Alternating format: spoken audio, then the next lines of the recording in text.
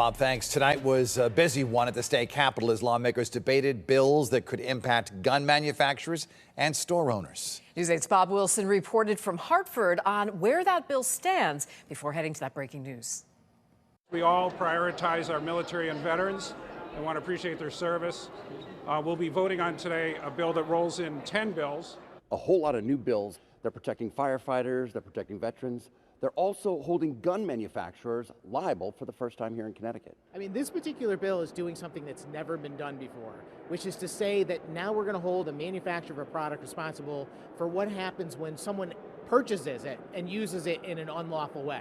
House Bill 7042, the Firearm Industry Responsibility Act, it allows for lawsuits against manufacturers of gun dealers who market or sell to anyone who is likely to commit violent crime with that gun.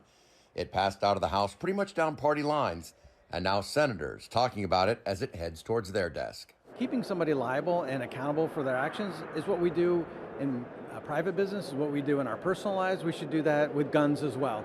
I think everybody would think that that's common sense. There's also Senate Bill 1426, which strengthens firefighter cancer relief.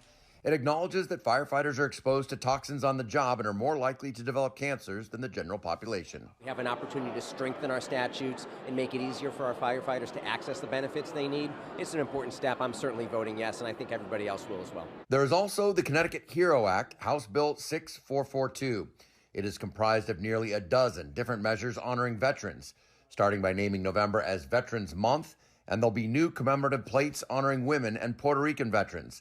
It also makes it easier for military families to transfer from school to school. Special needs child on the autism spectrum, the parent is an important part of that team, making sure that transition moves smoothly and making sure that meeting happens very quickly between when the child moves into a district and starts. So all of these things now headed over to the Senate, and then if they pass there, on to the governor for his signature.